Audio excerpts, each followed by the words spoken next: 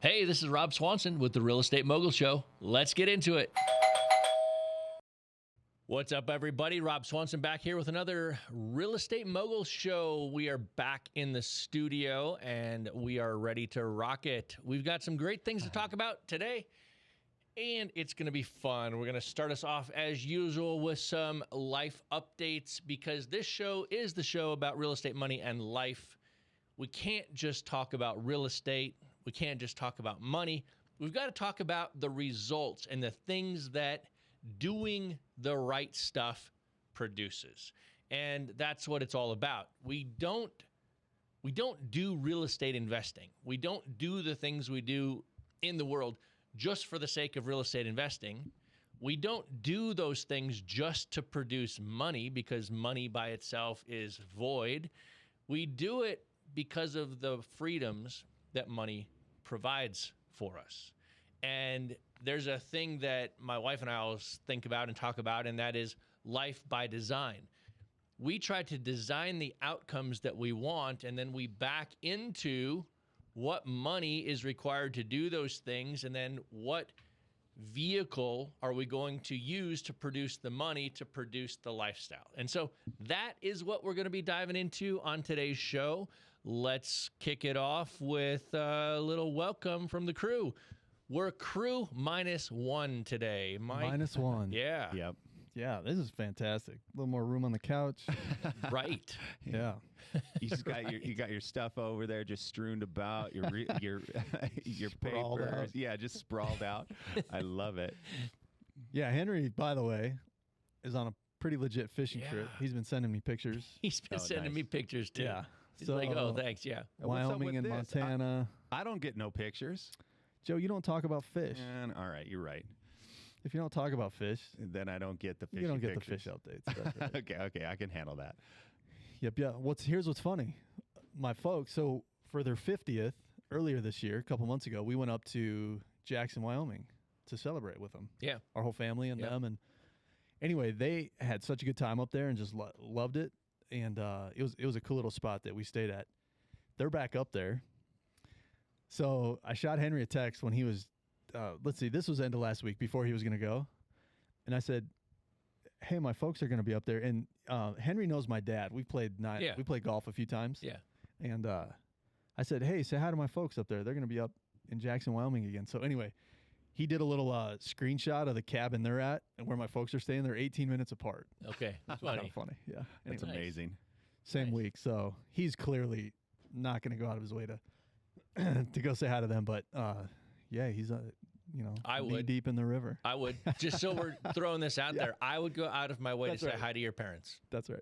But Henry won't. But Henry won't. That's right. What is with that guy? What kind of a friend is he? Yep. So he's fishing and we're chatting. Yeah, Yeah. for sure, man. That works. Well, what's going on in your life? I know that. Yeah, we're back to school. Yep. So my wife and I homeschool. My wife homeschools our kids. Yeah. You don't do anything. And no. I actually, what's fun is I get involved on the math side of things and I get involved on the writing side. Yeah. So our Okay. oldest, our youngest, they're not doing a ton of writing yet. Our kids are still pretty little, but so our oldest is now 10 and he was old enough last year to get into this essentials writing course, and it's legit. It's high Nice. level. And so I had to go back and, but it's teaching him how to, here's a story, how do you chart it out? And then we had the flexibility, and our son is, he's a bit of a clown, which is funny. He's always looking to crack a joke. And so what was fun about it is we got to take what he was learning and build some humor into it. And then Nice. he would go and read these in front of everybody. So he very quickly became known as, hey, Camden's not bringing a serious story to class. Yeah. And so we had, it was actually really fun because we Nice. were, we would chat through storyline. Anyway, that's getting fired up again. So I get involved some, not nearly as much as she does, but, Nice. it's new shoes and some new curriculum, and it's all that stuff. We did Yeah. I went to the open house. They're at a new location this year.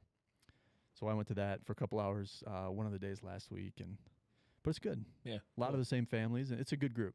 Nice. So, yeah, that's good. Good deal. Good deal. Yep. Well, Joe, over there on the buttons, what's Yep. happening with you?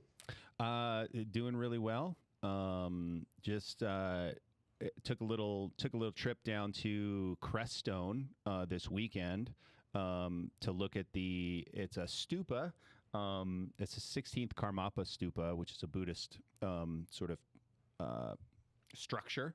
And so I got up super early, like was out of the house by, I was driving by 4 a.m. because it's about a 4-hour drive down to Crestone. And so I got to, I'll bring that pic up, and you get to see the incredible sunrise. I mean, it got better and better and better as I went along. And I mean, it was just beautiful. And so, yeah, you talk about why we live in Colorado. Like, I didn't know this living in California, how incredible some of this stuff could be up in the mountains. So, yeah, I had a great time this weekend and went and did that. And, yeah, I've just been still plugging away on the Duolingo. Also, shout out to you, Rob, because you got me hooked up with Benny Lewis. Yep. And sort of started to really take his thing on learning a language is all about using it. You have to use it every day. You have to speak it. And so I've been finding places based on his, suggestions in the book on what can I, like little scripts that I can write out or say myself to my friends and stuff that I'm interested in, and just using it. So like, as an example, on Friday, I basically, Good News Personal in the team meeting was in Spanish. I said that I got a new book, and this is the title, and I guerrillaed my way through it, and it was nerve-wracking and embarrassing to a certain degree, but you do it, and each time I've done that, it's gotten better and better. And Joe, you don't have to be embarrassed here at the office. I appreciate that, man. I mean, just because we're laughing at you doesn't mean it's a humiliating laugh. That's right. Right. That's right. You can Tarzan your way through language learning easily. Yeah. Yeah. I like it. So anyways, it's cool. It's been going good. The kids are also back in school, and karate and all sorts of different things that they have going on. So just connecting with them and staying on top of it all. Nice. Well, cool. Well, good deal. I can finally throw out my little airplane update. We got it across the finish line. I sent the wire and took delivery of the new airplane. It's up there. A week ago. So last Monday. And so I put about 20 some hours in it. I was just going to ask, how many hours do you have? Yeah, I put about 20 hours in it so far since I took delivery of it. I hired some guys, or I hired a guy to come out and give me transition training. From an insurance perspective standpoint, I didn't need transition training because I've got 550 some hours in this airframe, but I don't have that many hours in this engine, for engine management, in this avionics package. And so, those are different things. And so what I hired this guy to come out and just help transition train me. So we did 10 or 11 hours of flying the first 2 days I took delivery in the plane. I got comfortable with it. And then I've been flying quite a bit since. So nice. I ended up purchasing a Mooney rocket. So in aviation, everything is a trade-off between speed and payload and fuel burn and endurance, so how far you can go. Yep. And so you identify your mission, and you basically figure out what fits 80% of your mission. And you've got the 20% that might not work, and maybe you've got to rent a plane or do something else for the 20% of your mission that is just outside. But what fits 80% of the type of flying that you do, and you buy a plane for that. And so I started looking around, and I really like flying the Mooney. I've got a Mooney J model, which is a normally aspirated 200 horsepower, very fuel efficient, long legs, can go a long ways, airplane. And I've got 550 plus hours in that airplane, but it's gotten to the point where it's slower than I want to go. So it'll true out around 150 knots, 145, 150 knots. I usually flight plan for about 145 knots. Yep. And I wanted 200 plus knots. And so I ended up looking at the Mooney Acclaim. The problem with the Mooney Acclaim from what I found, was that the Generation 1 Mooney Acclaim Type S's had a panel limitation. They were type certified with the G1000 avionics system, and Mooney and Garmin never got together, and they never created an upgrade path out of the G1000. So you're stuck with this roughly 20-year-old technology with no updates. Which is a bit surprising why they Piper, Cessna, pigeonhole themselves. everybody else has done it. It's because Mooney keeps having financial bankruptcy problems. Right. They haven't spent the money to do it. In and out of bankruptcy, right? Multiple Exactly. times, I mean, way the understand it. benefit there is to Garmin. Like, Garmin is the beneficiary of that Got it. of that path. Mooney doesn't really benefit from it, but it takes the two of them together to type certify out of the airframe. And so, anyway, long story short, I steered away from the Acclaim, and I landed on a Mooney Rocket, which is a conversion of a Mooney K, a turbo mid-body Mooney, and it will do 228 knots top speed. So I got 20 hours in it, and I mean, this thing flies. It is fast. I thought what was interesting about, if you buy a new car, first off, you can just go, putz it around the neighborhood, but there's way more controls in an airplane, right? Yeah. Obviously. But what's interesting about this and your upgrade was the avionics are different. So you have over 500 hours in your other plane. And so Yep. when you need a piece of information, your eyeballs know exactly where to go, and you That's don't right. have to think. Yep. You just glance and you have it. Yep. And then what was interesting about this is if you just buy the same plane with a different panel, you're moving at the same speed, so you have to relearn where the info lives that Yep. you need Yep. and the instruments. But then when you go up to this plane, the panel's different and it's considerably faster. Yep. Exactly. And so now Yeah. that can create, and that's right, this is why you brought in a guy to kind of help you, in the transition from the plane, because now it's, two new elements. That's Because right. You have to be thinking about the landing, how many more miles out because of the speed that you're moving at. And it's mostly the descent, right? So Okay. this plane flies a lot higher. Yeah. And so to come down, you typically pull the power back for your descent. But what you can't do with this airplane is just pull the power back and descend, because you'll shock cool But in the old one, you could. the cylinders, you'll shock cool the turbo. Right. In the old one, you still were careful, but it's different here. You could cut power a lot faster, right? In the You old could plane? cut power faster, but you were a lot lower to Right. begin with, and so you're way up high, and so it's a different approach to descending. So Yeah. engine management, you're just trying not to shock cool the engine, so you're keeping power in while bringing it slowly back an inch of manifold pressure, every minute. And so you just, and you're doing, yesterday I flew back from Durango, and we averaged 260 miles an hour.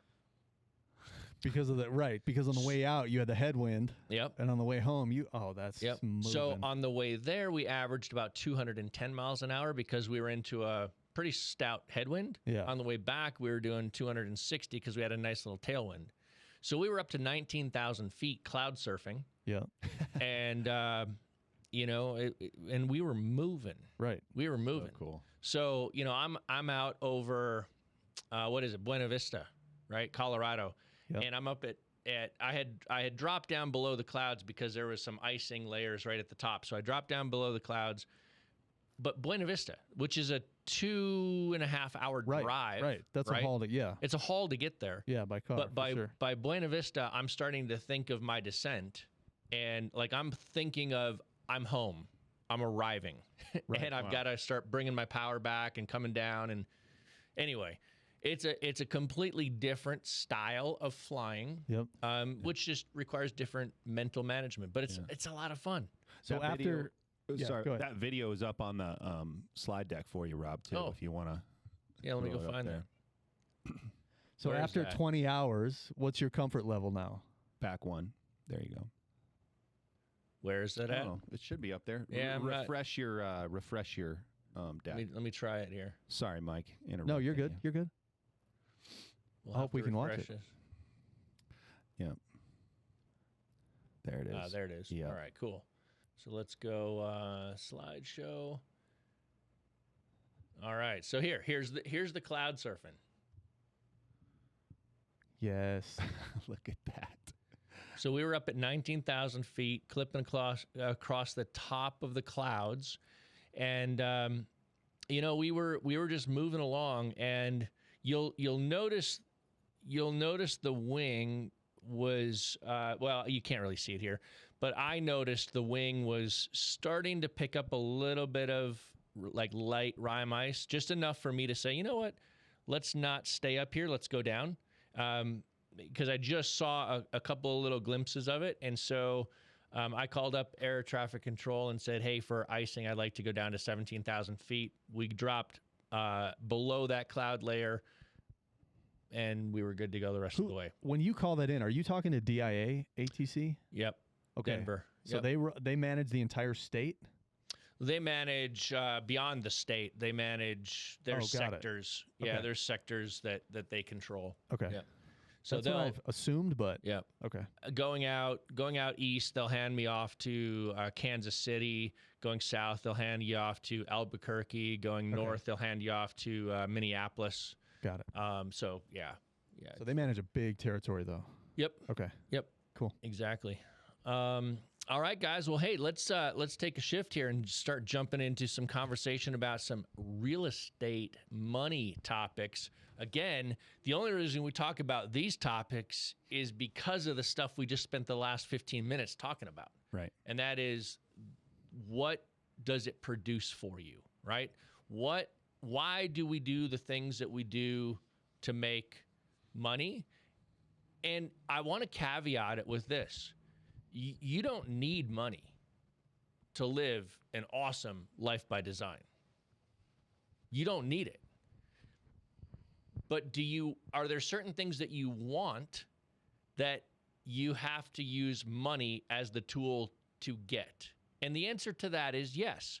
And sometimes people live in this sort of scarcity mindset where the difference between a need and a want, they say, if I don't need it, I shouldn't want it, because they live in a scarcity mindset where they think, if I want something that is excess, I mean, let's face it, flying an airplane is a luxury. It's an excess. But I don't take anything away from anybody else to fly an airplane. There is no scarcity vacuum that is being created against anybody else for me to want to fly an airplane. So I do the things in life to produce the money that allows me to fly the airplane because I want to, for no other reason, right? And so I think a lot of times people have this struggle between the needs and the wants, and they have a mental block between what they need and what they want, and some people don't give themselves the flexibility, the freedom to want something. And I think wanting is okay. I think it's okay, right? Because again, if you want and are creating value in the world, how you design your life, you can want something that requires no money to produce, or you could want something that requires money to produce. Your choices are going to be in line with that. Yep. Mm-hmm. Yeah, I think design is the key word. It was funny, right, when you said that. I was a ski bum for a year with a friend of mine down at Crested Butte, and there was a guy that lived in the halfway house, and he was on. I think he was a maintenance guy up there. And I remember when I first found out about it, I thought, what? Why would you live in a closet? But that's because that's what he wanted to do. Because he skied every day. He cleaned. I don't remember the name of the on mountain restaurant, but when everybody went home, that place needed upkeep, clean it up, empty the trash. So that was his gig. So every day, last run, he skied down to his home/job. Yep. and this is what he skied every day the skier was open, and that's what he wanted. Yep. And I remember thinking about it going, this guy's nuts. And then I thought, wait a minute, maybe he's one of the few that have figured it out. This is what he wants. Yeah. Yeah. So that's what he did. Yep. And I thought it was interesting. And so to your point, people design different things, which is great. 100%. That's part of the human experience. 100%. You know, if you go back to, let's say the life design that you want to create requires the tool of money to produce it. Then you step back and you look at, you know, what we talk about is our freedom formula a lot, right? And it's 5 phases of the freedom formula. Phase 1 is to get good at generating cash. Once you have the ability and the know-how to generate cash on demand, your world opens up in a lot of different ways. And, you know, real estate investing is a great tool to generate cash. There are many ways to generate cash. If you have the skills as a sales pro, that's a great way to generate cash. You know, you want to be thinking about the things that are high value, that generate quick income. And so phase 1 in our freedom formula is to generate cash. Phase 2 is to generate or to create cash flow. And so one of the things that, you know, we teach, and one of the real estate investing strategies that helps generate cash is wholesaling, right? Wholesaling is getting good at finding deals, right? I remember years ago waking up and I realized there were 2 things that I had to get good at in order to get good at business, i.e. get good at treating my real estate investing pursuit as a business. One was sales and one was marketing. And the 2 in combination, I had to get good at finding deals, right? So I had to understand what a deal was. I had to figure out, you know, why, you know, how does somebody make money with a particular piece of real estate? I had to figure out the real estate stuff. But even more important than figuring out the real estate stuff, I had to figure out sales and marketing. I had to get good at finding deals, and I had to get good at selling them. So one of the things I think I want us to lean into here today is this idea of, is once you find a deal in real estate and you know that you're here to generate cash, and you send out marketing and you get a lead that responds back, and you have a conversation with that seller and they accept your offer, and bam, you're under contract. Yep. From there, is it smooth sailing or is it choppy waters? Or is it turbulence? Right? Is it smooth sailing or is it choppy waters? Because that's just the start. Yeah, there's 2 halves to the business, right? Yeah. Acquisitions, dispositions. Yep. So everything up through fully executed contract, acquisitions. And then at fully executed contract, you flip into the second side of the business. Yep. Right? Because Well, I always tell people, nobody cares about your payday more than you. right. Nobody cares about your payday more than you. Right. And plenty of investors have learned this the hard way, where they say, oh, great, I have a contract. Oh, fantastic, I found a buyer. You know, I wash my hands of this one. Let's go Yep. do it again. And then, hey, where'd my check go? Yeah. Right. Yeah, build it and they will come does not work. No, you're not. As a real estate you're not investor. out until money's in your account. Yeah. Most deals are going to fall apart and blow up because the investor that's driving it, let's say the wholesaler who's in the middle of this deal, found a seller that has a problem, solved that seller's problem, found a buyer who's looking for their next rental or fix and flip project. Yep. And brings those together, either sells the contract or does a double close, and gets paid in the middle for bringing the value to the marketplace of getting a seller out of their distressed situation and getting a buyer their next deal. That we get paid very well for doing that, right? But people misunderstand their role and the role of the different players in that scenario. So Right. let's talk about that. Who are the different people that play a part now in this deal? We're gonna set it up, and we're gonna start with, I'm under contract. Yep. I've got a house, 123 Main Street, under contract.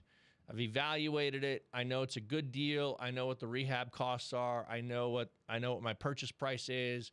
I know how somebody's going to make money with this house. I've put my pitch deck together. I know how a buyer is going to look at this deal and say, okay, we're good. So who are the players that come into play now? It's me, the wholesaler. Yep. There's a seller. Yep. There's a buyer. There's a title company. And most people think that once they are under contract with the seller and maybe assign their contract to the buyer and send it off to the title company, they just sit back and they wait for their check to show up. Right. Big mistake. Big to think, mistake. oh, I found the buyer. Great. Now they're going to just drive this thing. They're Yep. going to take over. Yep. Doesn't happen, right? No. No. The buyer does not drive it across the finish line. No. Ever. It's kind of crazy. Like, I shouldn't say ever, because I've bought a lot of deals from wholesalers. Yeah. I drive it across can the dri- finish yeah. line. Not ever. There's Not always ever. exceptions. Yeah. But For the most part. that is your deal until the back end closing, however you set it up, Yep. is totally done in the pay, So we've got the title company in that mix, right? Yep. Title company, depending on the state, we've got the title company or we've got an attorney's office. or the closing attorney. Yep. Yep. And so let's talk about their role for a second, because a lot of times people view, and I'm just going to use the word title company rather than going back and forth between Yep. title company and attorney's office. The title company gets viewed as the transaction coordinator, but they're not. Their role is different, and their role is to do a couple of things. Validate title. Yep. Validate any liens or encumbrances. And when I say validate, what I mean is, like, look at the title and determine, is it clear and marketable? Yep. The research. Right. The Can- research. Do the research. Yep. Can this title actually be, does the person who said they own the house actually own the house? Right. Right, number one. And it's funny because a lot of times, at no fault of the sellers per se, there's oftentimes some challenge with title. The seller thought that their mom had transferred the title to them, but the mom had actually transferred the title to, them and Uncle Bernie, right? And all of a sudden now the title company determines, well, we got to get Uncle Bernie to sign off on this too. And, so sometimes it's just determining, who's the legal seller. Yep. What are the encumbrances, meaning what liens do we have to pay off? Yep. And then how do we transact this across the finish line? They pull all of the paperwork together on the seller's side. And then when the buyer steps in, they pull all of the paperwork together for the buyer. So, and then they close the transaction. But their job is to get the transaction closed legally, not drive it to closing. Correct. Such a big distinction. That's huge. Right. Because when things go sideways, it's going to take a driver, Right. and that will not be the title company. No. Sometimes they don't even know. That's right. This is one thing that I was talking to Will, one of our marketing guys here, who direct mail, he got in the game and he got a contract, and now he's like going step by step down this process.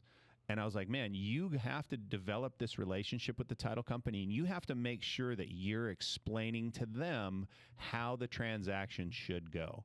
Yeah. Now, they do all their legal stuff and right, verify things for you, but you are in the driver's seat, and you have to oftentimes explain to them, this is, it's a $10 earnest money deposit. It's a $2,500 assignment deposit. And if this thing blows up, there's certain paperwork that you would need for one and not for the other. And boy, I've been in that tangle trying to get my buyer the deal blew up, no fault to anybody. It was just a bunch of MSD, liens. And, getting that buyer back their deposit was a challenge. I had to drive that, or it would have taken extra signatures from people that didn't need to be involved. And so, oftentimes they don't even know what, where the gas pedal is and where the steering wheel is on the thing. So you got to really sit and drive it. The other thing interesting about title too is you typically have a closer, and that closer most often is not the one prepping all the docs. So just because the closer understands it doesn't mean the closer's assistant or whatever that title pre-closer. Yep. That doesn't mean that they're on the same page. Right. Exactly. And it doesn't mean that they're going to prepare numbers for this transaction. I don't need to check those. They'll probably be right. Yep. It doesn't mean any of that. Yeah, so exactly. it's common to have to alter, adjust, explain what's going on here. Yep. Very common. Almost required. Most most transactions. And even, so especially if you are new working with the title company, you don't know what they know or don't know. Especially when it's brand new, you got to check everything. You cannot assume that they know what's up and they know how to do it. I want to back up to a thing that Joe, you just said, and that is you had to work hard to get the buyer their deposit back. Well, the decision to give the buyer their deposit back on an assignment fee is your decision and your decision only. The seller has no involvement in that whatsoever, because what the buyer bought is a contract, and you have every right to take, once they buy the contract and pay for it, place their non-refundable deposit down and or buy that contract in full. Once they do that, that money's yours. They've bought the contract. Now it's their job to figure out how to get that deal across the finish line. However, if you want to build relationships with your buyers long term, and if you want to transact business and have a good reputation, if the deal blows up for some reason outside of anybody's control, like if the buyer blows the deal up or chooses not to close, that money's going to you. But if there's a title issue along the way, you can make the decision to say, hey, I'll go ahead and give this deposit, or I'll give my fee back to the buyer because they bought the contract from me, and I'll just cancel that contract purchase. You can do that because it's reputational. And, you have no legal requirement to do that because they bought a contract that is not contingent on the closing being successful.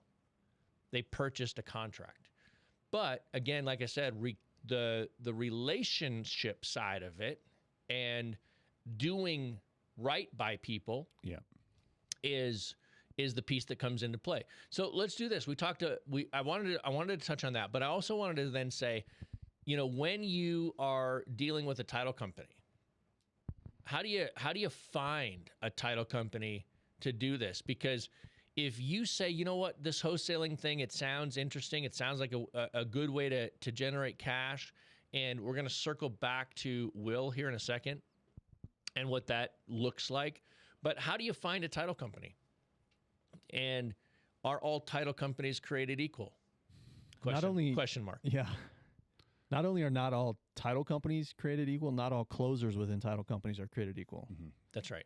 So keep her last name out of it. But Rob, back in the day, we closed with Shannon. And about halfway through the time we were working with Shannon said, hey, team, I'm moving my license over here, and I'm going to start closing at this title company. And we're like, great. They're getting 100% of our business. Right. So the caveat here to having to explain what's going on every time is when you find Shannon and when you've done a bunch of transactions and they have a similar kind of rhythm or feel to them. We didn't have to explain to Shannon every time what we were doing. Right. Shannon knew exactly what we were doing, but that didn't happen on transaction 1, 2, and 3.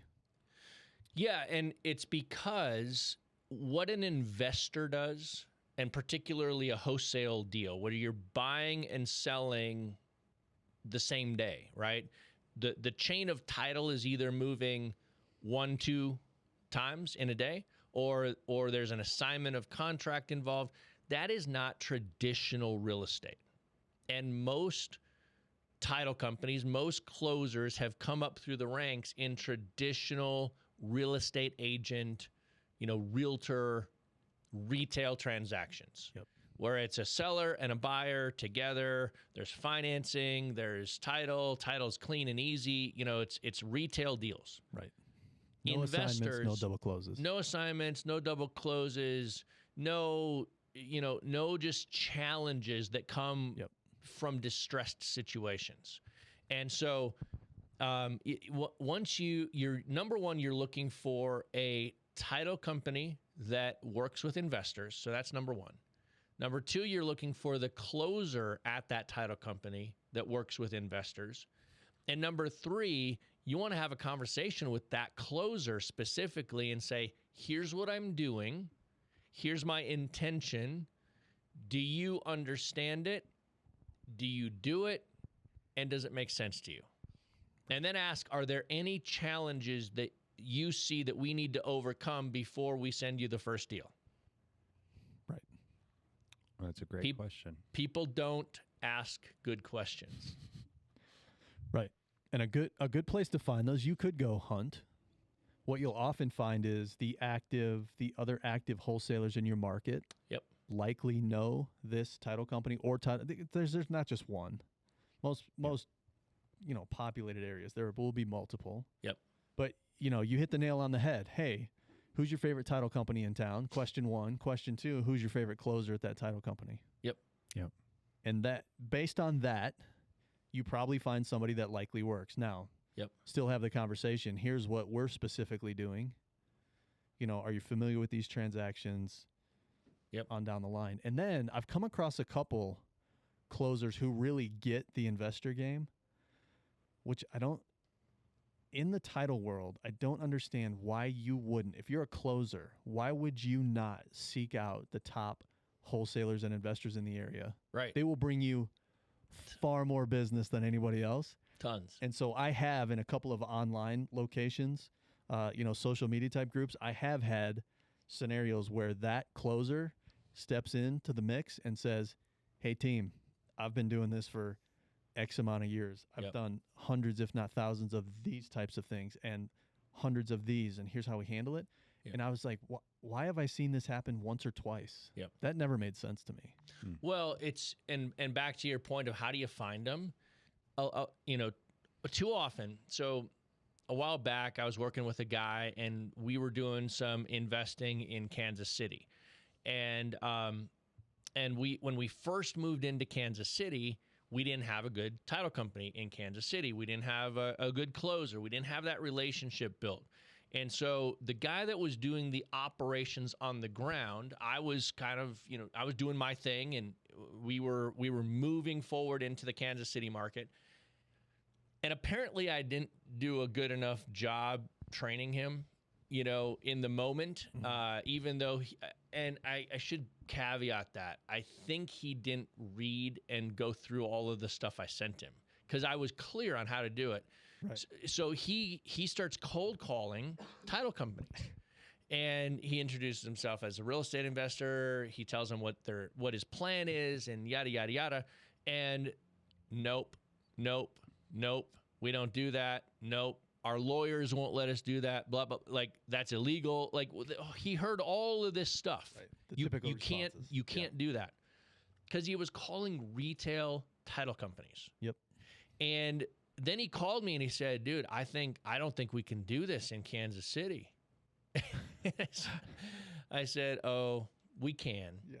And I said, how are you finding these title companies that you're calling? And he told me, I Googled them. I said, and I said, what did you Google? He said, I Googled title companies in Kansas City. And I said, why don't you do this? It's going to be a 2-step process.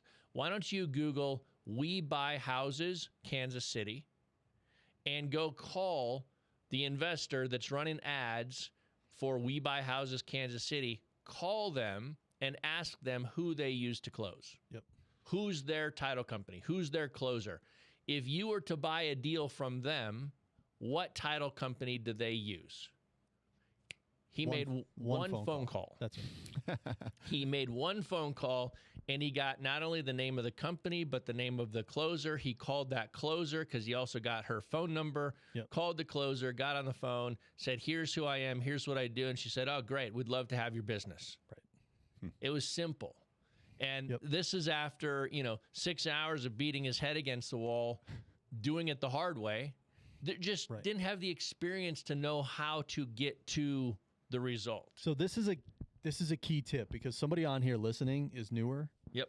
And they're thinking, okay, I've heard of an assignment, I've heard of a double close, I know I need a title company, and they're doing the same thing, and they're getting no, that's illegal, the blah blah blah blah blah. Yep. And then they start wondering if this whole industry is legit.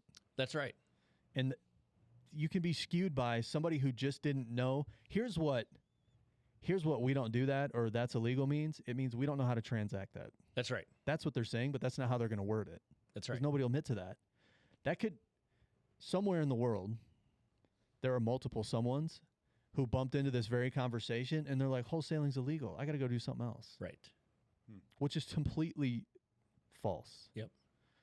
So just don't miss the fact that this is a great story. And it sounds like you even gave instruction. Your instructions were ignored. But it turned out to be a great story on this episode, because whoever you told to go find a title company is not the only person doing this. Yeah. Well, we had a wholesaling operations manual that I had given him. And in it, in the building your team section, we had an instruction on finding the investor-friendly title company. We had a little paragraph. We had, follow this playbook on launching your business into a new market.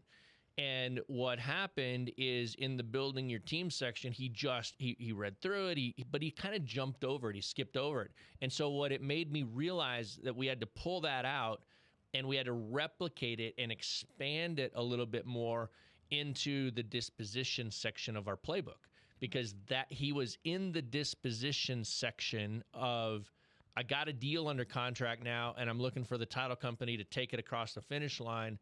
He wasn't in the team building section, so he missed the connection. Got it. And so we had to go put it into the disposition section, so that as he was in the place where all of a sudden that became real and necessary, the proper instruction was clearly right in front of his nose to follow it through. And we have since not had that challenge anymore, right? But we did, because it was in a different section of our manual. Right. But that's what you learn.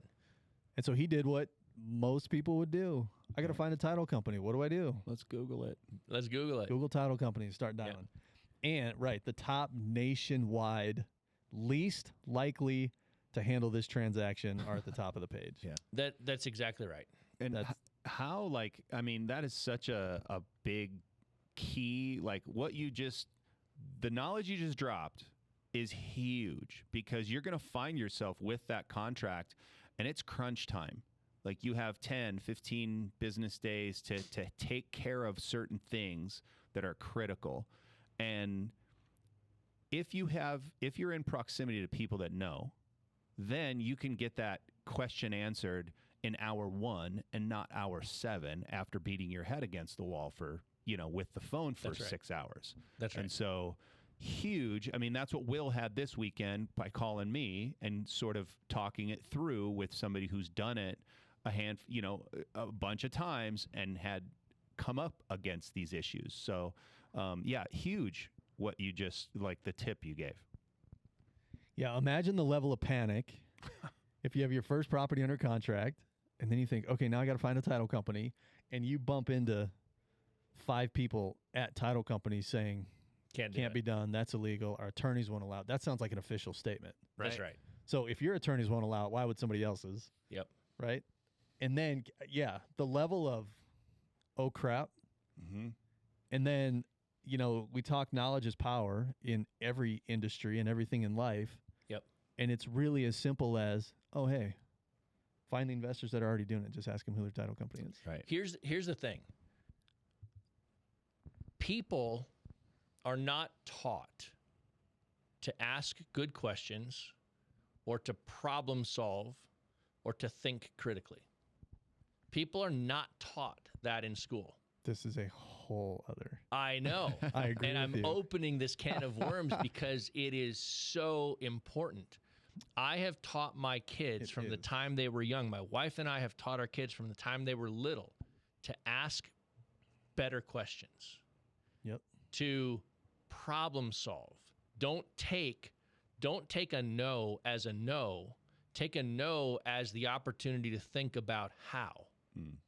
That's so huge. No just means that path won't work. No, that doesn't mean just, there aren't 7 other paths. Yeah, and no just means that path through that door might not work, but maybe that path through the window will. Right? And so, number 1, ask better questions. Number 2, problem solve your way to a solution. And number 3, think critically. Say, wait a minute. Just stop, take a deep breath, and think. Where am I getting the information from? And what is their motive in giving me this information?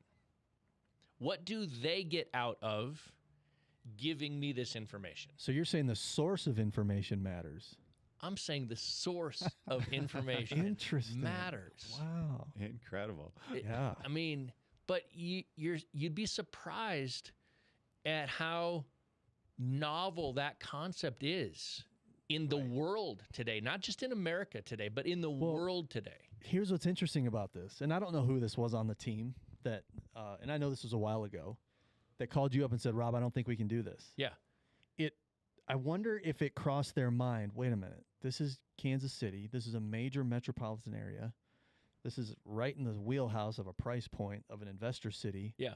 Are there just 0 transactions going on in the city, investor transactions in all of KC? Right.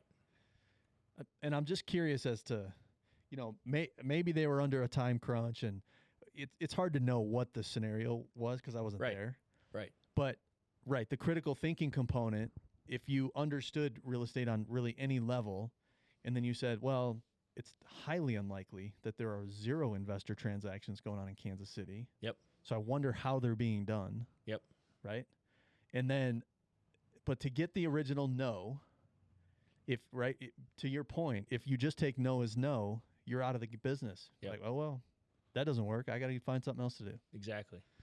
Yeah, I just want people to get that they have to. I just want people to hear that if you get good at asking questions and critical thinking, the third thing, critical thinking helps you ask better questions. And so decide to say, I'm going to be a critical thinker.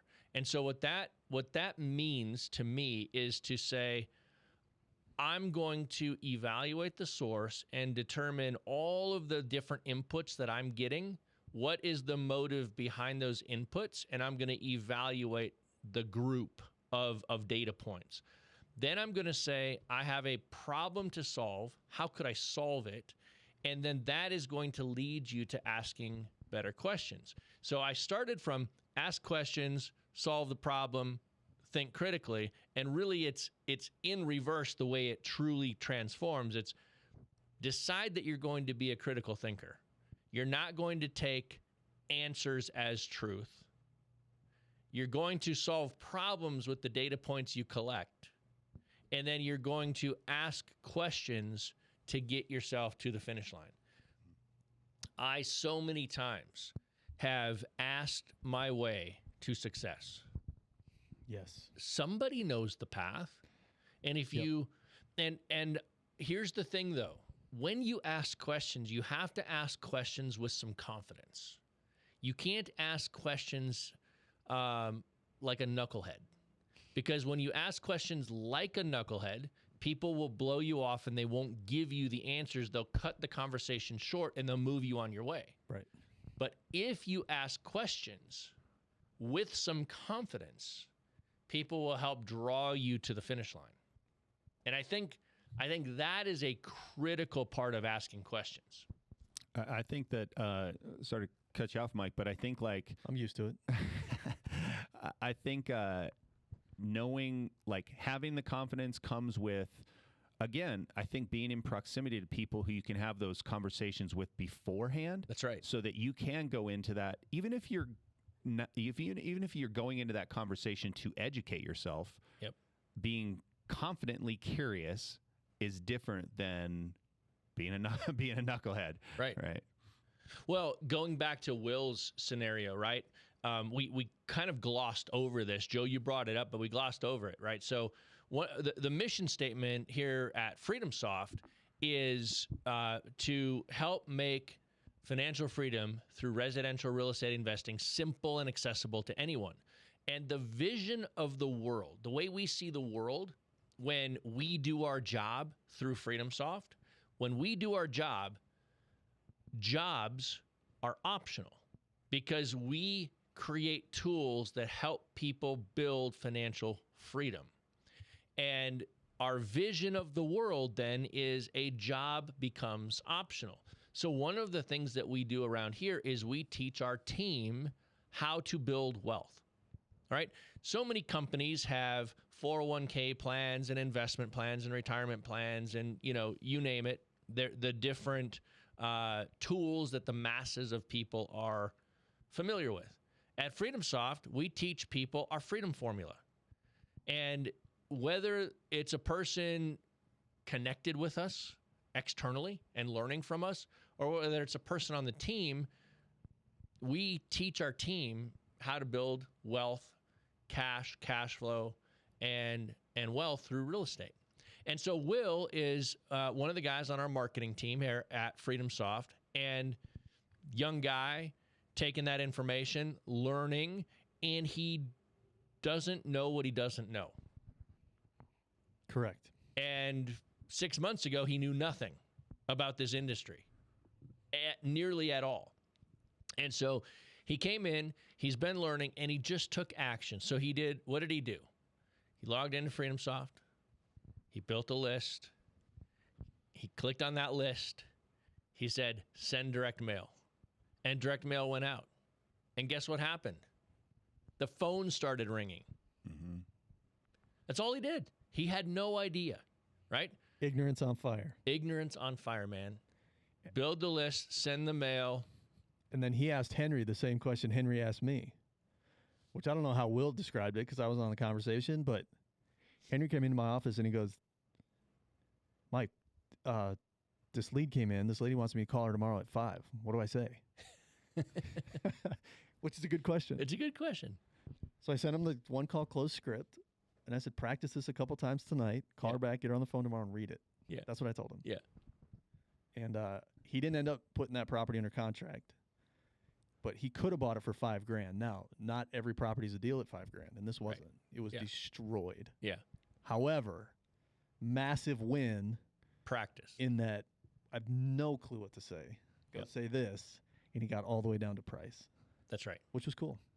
And so Will said, Henry, what do I say? And Henry said, say this. Exactly. I have a Henry story too.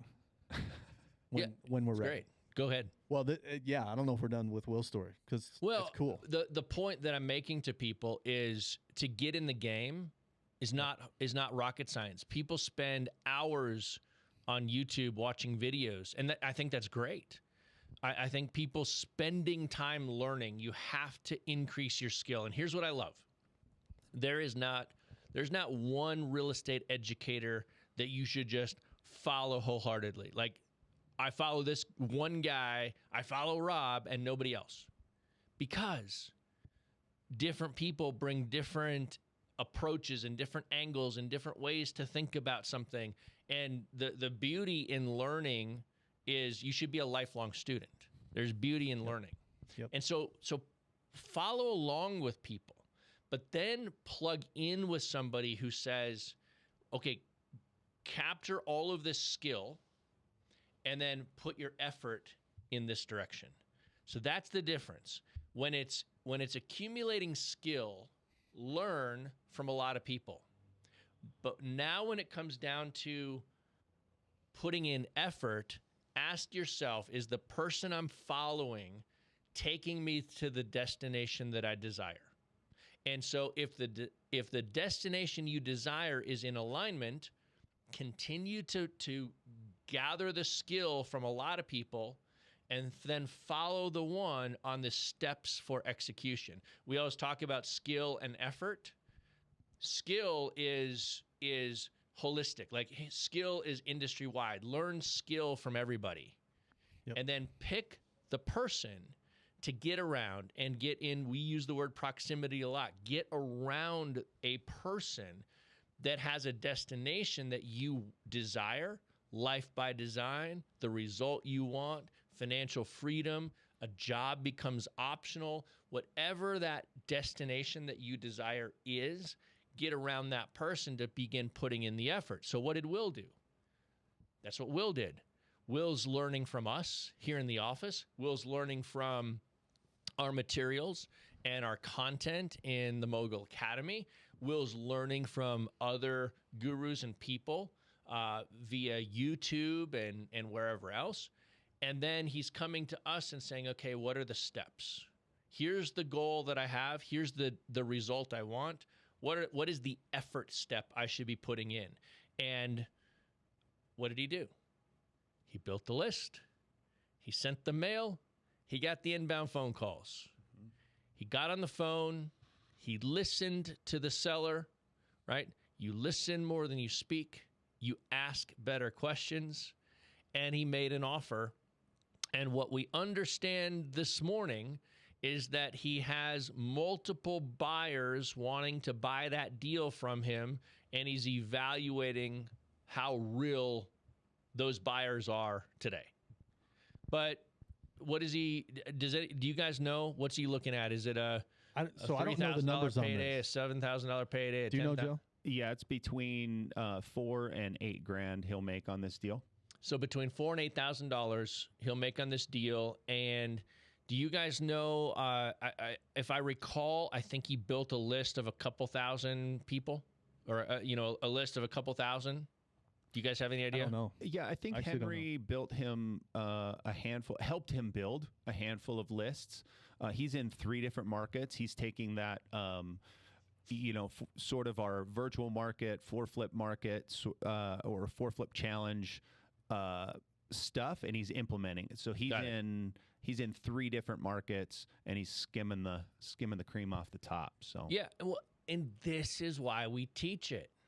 Right? This is why we teach it, because if you can do this in 3 different markets and you get one phone call from one of those markets that's going to produce a let's call it a $6,000 payday, I guarantee he didn't spend $6,000 to generate that lead. I'll bet you he spent around $1,000. I think he's in less than that. Yeah, probably. I think Henry and I were thought talking he about sent about 1,000 postcards. Yeah. So he's in That's what I thought probably I for heard. $450. Yeah, I think Yeah, between that and $600, like and $550. yeah, totally. So less than $600. Yep. And he's staring down a $4,000 to $8,000 payday. How many times would you do that? As many as possible. Invest $600 and make 6. Put $600 in, pull $6,000 out. Right. How many times would you do that? If that was the slot machine, how many times would you show up to it? If that was a slot machine. Now, here's the question. What if you put $600 in, and what if $6,000 doesn't come out? Do you put another $600 in? Well, if you're at $1,200 in and you get $6,000 out, would you do that? What if you put another $600 in? What if you put 18? What if you have to do it 3 times? You're $1,800 in order to pull $6,000 out. Would you do that? Mm-hmm. That's over a 300% cash on cash return. And he will have less than. I know he'll have less than 3 hours in this deal of time. Yep. He'll likely have less than 2. Yep. Exactly. Yep. And a lot of that is, what the heck? Like, what do I do next? Right. And he had those. Yeah, he got those questions answered. In real time. Yep. Because he had proximity to it, and so he was able to eliminate a lot of that stress and fear of what's coming next or how do I handle this, what's going to happen, because he had a couple, 10 to 15-minute conversations. Exactly. And, where he's at right now, he's got a deal under contract. He's evaluated the deal. He's found his title company. He's got the closer. He's got a buyer interested. He's 15% of the way through this deal, getting across the finish line successfully. And that's the point I think that we want to make in this story, is that he now has to drive it to completion. Yep. Because nobody cares about his payday more than him. That's right. And if people don't understand that, they have deals blow up on themselves and they wonder. So you get all the way to the day of closing. Joe, how many times early on when we were working together, early on, did we get to the day of closing and I would say, hey, have you called the buyer? Have you called the title company? Have you called the seller? Is everything good to go? In the 11th hour, and if that phone call would not have been made, that deal would not have closed that day. It maybe wouldn't have blown the deal up, but it certainly wouldn't have gotten across the finish line on that day. Yeah. There's certainly been scrambles towards the end of, giving information and shifting things and making sure that you are pushing it across the finish line. And I think that's the biggest takeaway for this episode, is just like, you have to stay in the driver's seat. Yep. Because nobody cares about your deal as much as you. Yep, exactly. Let me tell a quick Henry's deal story, because he's not here. Yep. If I butcher it, he won't correct me. Love it. Pretty sure it wasn't his first deal, but I think it was first 3 or 4. Don't quote me on that either. Anyway, you talked about asking good questions. And not just that, but who to ask. And what I've found in many years of doing this is a lot of times good title reps and closers are great resources when things get tripped up. Yep. So Henry puts a deal under contract, and I talked about the title rep that I met who chimed into a social media group and said, into an investor group and said, hey team, here's who I am. I've been doing this for a long time, right? If you need help or whatever. Anyway, so the day that I saw that message, I put his name and number in my phone, right? There's a lot of worthless in the social media world, and there's there's going to be a time and place when I got to know this guy's number. Yep. Right? So Henry gets this deal. He gets it off to his traditional title company. There's something on the title. I don't even remember what it was. They just come back, we can't close it. Yep. So now Will is going to Henry, which is great, but Henry was coming to me. It was funny. We did this little visual the other day where I said, the torch has been passed. And I grabbed your that baton that Nick has, right, and acted like I was lighting the top, and I handed it off to him, right? Because the torch has been passed. The student's becoming the teacher, which is really cool. Yep. And Henry comes down to my office, and he's like, dude, this deal's blown up. And I said, what's going on? And he goes, it's got this specific title issue. I just hung up with my closer. They cannot do it. She escalated it to the owner of the title company, who's almost always an attorney or a team of attorneys. Yep. Like, we're not going to touch this. Yep. It's like, this deal's blowing up. And I pulled out my phone, and I said, call this guy. Yep. And here's what was interesting about it. The title company where this guy had his license, he said, we can't do it either. But there's a new title company in town, and I bet they'll close it. Yep. And here's what they're called. And Henry called them, and they said, we'll close this deal, and he got paid on it. Yeah. So to a story to round out your point, the first answer was no. That wasn't the final answer. If you take the first answer, you quit. The deal never, right. And the seller legit needed to sell this house. The buyer wanted to buy the house. Yep. Henry wanted to get paid on the deal. Right? The win was set up for everybody involved, and it was about to disappear. Yep. Had it not been for a little bit of network, and a little bit of asking some right questions. And I thought the answer was a trip. Yep. Hey, I know exactly what you're trying to do. We can't do it either, but call them, and could do it. And I think one of the things that I want to tell people to think about there is, let's say you get the no, you get the no plus referral, then you have the conversation. What happens is you might just get to the place where maybe it doesn't close today, but now what do you need to do to extend your purchase contracts, your sales contract? What do you have to do to extend closing? Because time can often clear most challenges. And so the question that I like to ask is, okay, I know that we're having a challenge with this today, so we can't get it closed on this time frame. What would be the step? What are the steps, and what is the time frame that we could get this deal closed in? If you ask those two questions, I know that this deal can't get closed with these steps on this time frame, but what are the steps? What is the cost, and what is the time frame to get the deal across the finish line? Because those three things can solve most title challenges. A little bit of time, a little bit of money, and just push it. What are the steps? Yep. Cool. All right, guys. I think that's going to bring us to the end. Do we have anything to wrap us with here today? Anybody else? No. All right. Big takeaways. Yeah. Drive this thing. Drive it. Nobody cares about your payday more than you do, guys. So make sure that you're pushing this thing to the finish line. All right, guys. Thanks for listening. Here's what I want you to know. This episode, once again, is brought to you by FreedomSoft. If you like this show, do us a favor. Share it on your favorite podcast player. Share it on your favorite social media sites, and let others know about it. It'll keep us coming back, bringing the goods. All right, guys, this is Rob Swanson and the crew. We'll see you in the next one. Cheers. See ya.